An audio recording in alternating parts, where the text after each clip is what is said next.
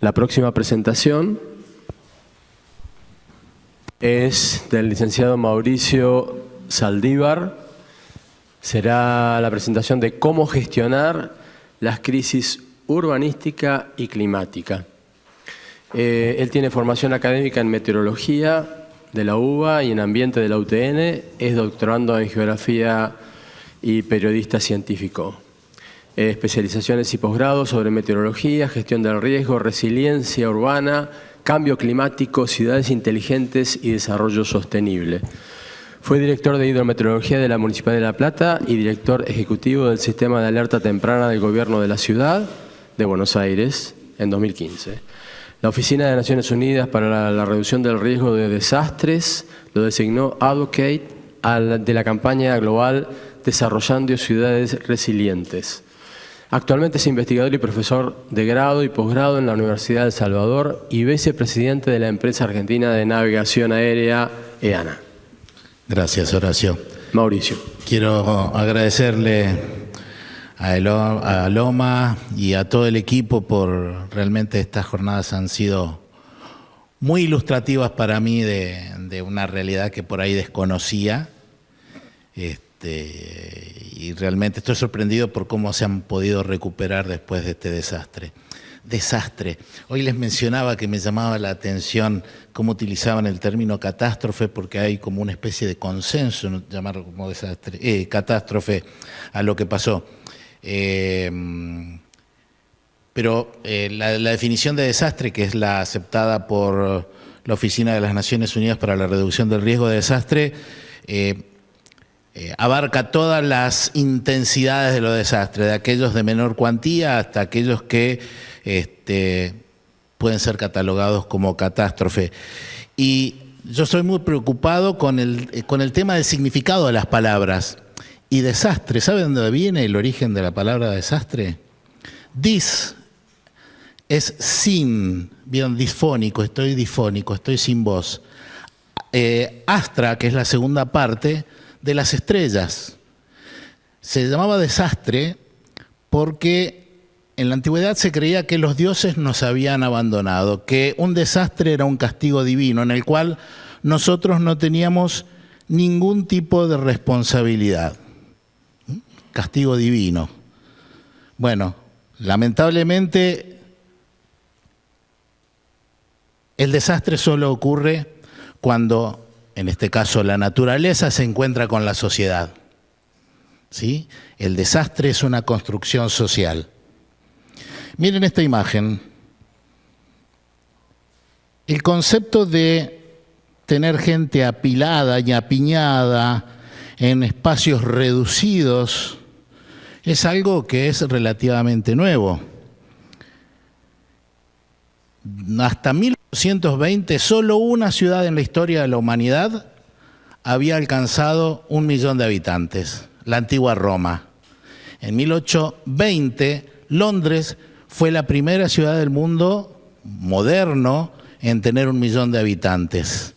Para el año 1900, o sea, 80 años después, ya había 11 ciudades. En la actualidad tenemos casi 500 ciudades en el mundo que tienen más de 1 millón de habitantes. ¿Y por qué les estoy diciendo esto? Miren, en el siglo XIX se estimaba que una persona promedio podía conocer entre 200 y 300 personas a lo largo de toda su vida. Esto es lo que les decía de Roma, que era la única ciudad que tuvo 1 millón de habitantes antes de 1820. Después ya tenemos casi 500 ciudades con esta increíble consistencia, con esta increíble densidad habitacional. Y en la actualidad, en ciudades como Buenos Aires, Nueva York, una persona promedio puede llegar a interactuar con o tener a su alrededor 200.000 personas en un radio de 10 minutos. ¿Y por qué les digo esto?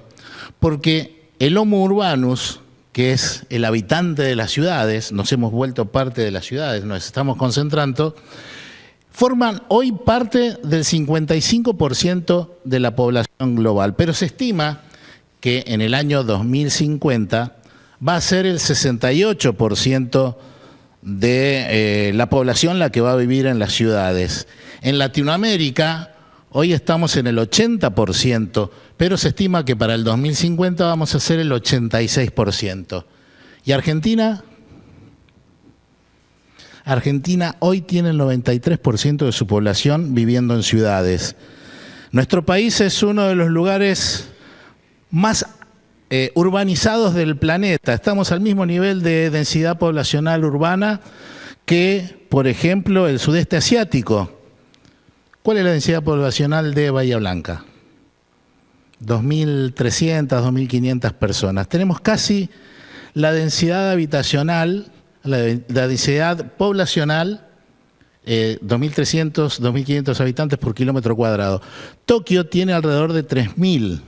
Tokio, el Gran Tokio. Pero Tokio, la ciudad de Tokio, tiene alrededor de 6.000 habitantes por kilómetro cuadrado. La ciudad de La Plata tiene 7.000 habitantes por kilómetro cuadrado. Nueva York, ciudad global, tiene 10.000 habitantes por kilómetro cuadrado. ¿Sabe cuántos habitantes tiene la ciudad de Buenos Aires? Por kilómetro cuadrado, 15.000. ¿Y por qué les digo esto? Porque en las ciudades, esta es la superficie de la Tierra. Imagínense, ese puntito es el 2% de la superficie. En ese 2% de la superficie terrestre están concentrados la mayoría de los habitantes del planeta. ¿Y cuál es el problema? Que del 100% de los gases de efecto invernadero globales, el 70% se genera en las ciudades. Entonces, estamos hablando de que estamos en una crisis climática y también que estamos en una crisis urbanística. ¿Y por qué lo digo a esto? Porque las ciudades, lo de la crisis urbanística, las ciudades concentran riesgos y deterioran la calidad de vida de sus habitantes. Y esto nos plantea un reto, un desafío, que es reducir los riesgos existentes, prevenir los riesgos futuros y fomentar la resiliencia a aquellos riesgos residuales, aquellos que no podemos atacar, no podemos reducir. Entonces, tenemos un problema grande, es la crisis climática y la crisis urbanística. Y entre ellos se van retroalimentando, van haciendo que el problema sea cada vez mayor. Y déjenme que les tire una pálida. Por la crisis urbanística, aún sin que no estuviera el calentamiento global que genera este cambio en el clima, tendríamos inundaciones, pero con absoluta probabilidad. Y de hecho, esto también, con Ana, que habló recién, hemos trabajado mucho asesorando a ciudades o a provincias en cuanto a esto. Y uno de los problemas que vemos es el de la comunicación del riesgo. Hemos escuchado que la inundación del 7 de marzo fue un evento de inundación en 100 años. ¿Sí? ¿Qué significa? Para la mayoría de la gente, ¿qué interpreta de esto? Bueno, en 100 años nos va a tocar la próxima. Pero no.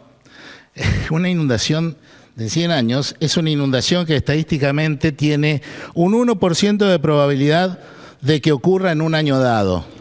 ¿Sí? Es más probable que yo tenga un evento de inundación, saque la lotería o el Kini. Y no lo asumimos como una probabilidad, casi como una certeza. Y toda la gente me dice, la inundación de Bahía Blanca es por culpa del cambio climático. Un acto divino, es un acto de Dios. No, miren, hay un grupo de investigación que se llama World Weather Attribution que se encarga de analizar, se encarga de darle al cambio climático cuánto ha tenido participación en eventos que han causado desastres. ¿Sí? Bueno, esta es la conclusión que sacó este grupo. Ya les voy a mostrar cuántos investigadores participan. La influencia del cambio climático en las precipitaciones es mucho menos clara. Primero hablaba de las temperaturas que hubo en los días anteriores. Y ahí dice que sí, que el cambio climático hizo, no recuerdo el porcentaje, pero altamente probable que los eventos de temperatura se deban al cambio climático. Eran prácticamente improbables en un mundo sin un calentamiento global de 1.3 grados. Pero en cuanto a las precipitaciones dice que no hay una influencia clara. Es probable que el cambio climático aumentara la probabilidad de intensidad de las fuertes lluvias, pero no hay datos, no pueden hacer una declaración concluyente. ¿Sí? Y esto puede pasarnos con un montón de eventos. En la inundación de La Plata no hay ningún estudio de atribución que me indique que se deba a el cambio climático. Lo mismo para la inundación en Buenos Aires el mismo día. Miren, este es el estudio y fíjense, tenemos investigadores de Argentina, pero de Londres, de Holanda, Suiza, de un montón de países. Entonces, esta inundación probablemente no haya sido debida al cambio climático, sino a la variabilidad climática. Pero supongamos que el cambio climático, como va a hacer que aumente la frecuencia e intensidad de eventos extremos. Y esto es bastante gráfico para ver cómo nos va a afectar en el futuro. Yo nací en la década de 1960. Un chico, mi nieto, que nació en la década de 2020, va a tener 7 veces más ola de calor que yo, 2 veces más sequías e incendios que yo y 3 veces más inundaciones. ¿Sí? Él a lo largo de su vida. No significa que ahora las tenga, porque ahora la variabilidad climática, la variabilidad natural del tiempo y del clima nos puede generar tantos daños como el cambio climático, pero son problemas de ahora. Entonces tenemos varias soluciones para plantear. Por ejemplo, las medidas estructurales. Ana estuvo hablando de medidas estructurales y no estructurales, mencionó estas obras de infraestructura que se pueden palpar, o las soluciones basadas en la naturaleza, pero todas estas obras tienen una respuesta limitada a los eventos meteorológicos extremos. Y si no, fíjense lo que pasó con Fukushima, con la central de Fukushima. Hicieron de 11 metros y la ola fue de 11 metros 20 centímetros y generó el desastre. Y aparte, con todo esto, hay un compromiso de costo-beneficio. Los vecinos están dispuestos a pagar 50.000 millones de dólares en impuestos para una obra que no estamos seguros que nos brinde la absoluta protección. Chicago hace 40 años, 50 años, no sé, que están construyendo sistemas de desagüe y todavía no los terminan. Han tenido un costo de 20.000 millones de dólares, una cosa así. Pero cuando las medidas estructurales ya son superadas, tenemos las medidas no estructurales. Imaginen, ¿qué ciudad es esta? Esto es Porto Alegre. ¿Sí? Díganme, ¿cómo puedo hacer para poner una barrera? ¿Cuánto me saldría hacer obras de infraestructura para evitar que el río, que crece como siempre ha crecido cuando llueve, deje de inundarme una ciudad que está ubicada en una llanura de inundación? Para evitar todo esto, lo principal dentro de las medidas no estructurales, la principal es actuar sobre el ordenamiento territorial y el uso del suelo. Esto es fundamental porque yo tengo que decir a la gente, no me construyas acá porque te vas a inundar. No te vayas a vivir a este lugar que es barato o es un terreno fiscal porque cuando crece el río te vas a inundar.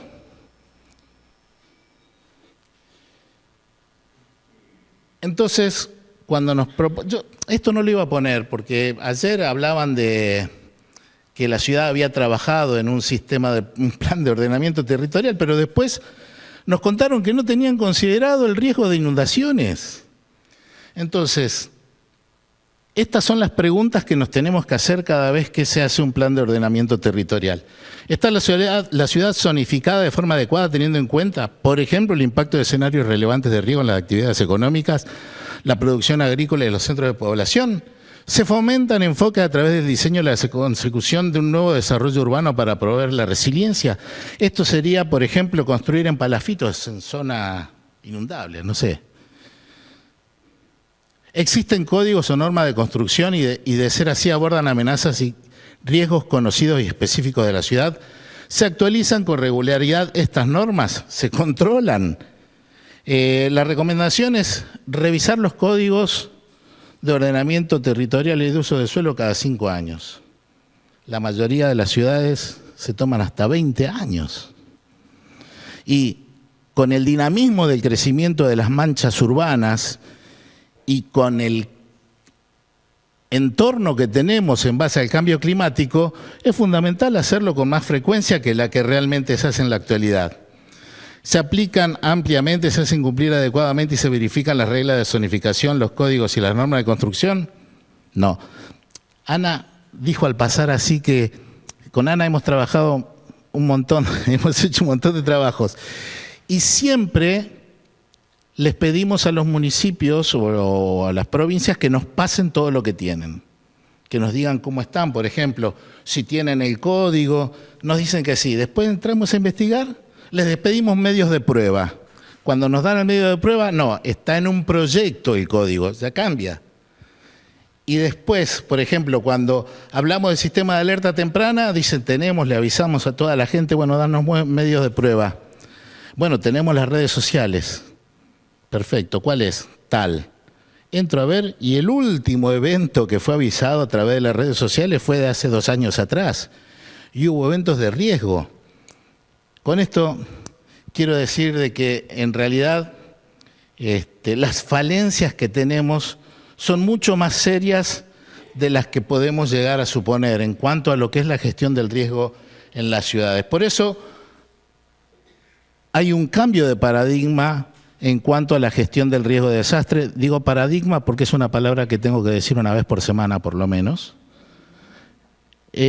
Pasamos del marco de Hyogo, que lo mencionó Ana, que estaba antes la gestión de los desastres era eso, ocurría el desastre y lo gestionábamos.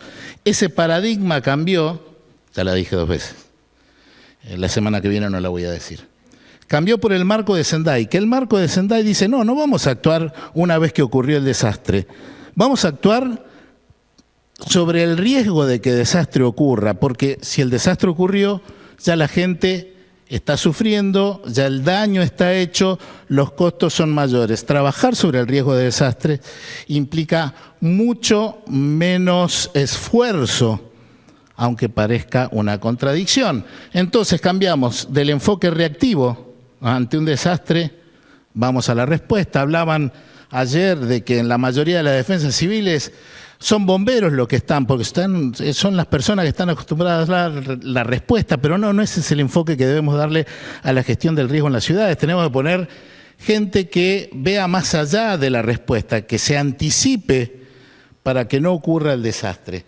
Por eso ahora tenemos un enfoque proactivo, y ese enfoque proactivo está basado en la alerta temprana, que no es solo avisarle a la gente. ¿Por qué la alerta del servicio meteorológico fue a las 7 de la mañana? El rojo. 7 u 8. Démosle el beneficio de la duda. ¿Por qué fue a las 7 de la mañana? No, allá ellos tienen todo el tiempo gente, las 24 horas. El dato de precipitación de la ciudad, el dato de precipitación de las estaciones meteorológicas se saca cada 6 horas. A las 6 de la mañana, ellos vieron que la precipitación en La Plata, no sé a qué hora, cuánto habrá sido a esa hora, supongamos 240, 270 milímetros. ¿Sí? Entonces, subamos a rojo. Pero ya el evento estaba acá. Por eso, bueno, esto Ana lo había visto, había hablado del sistema de alerta temprana. No voy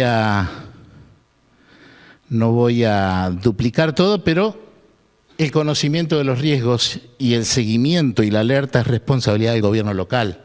La difusión y la capacidad de respuesta también.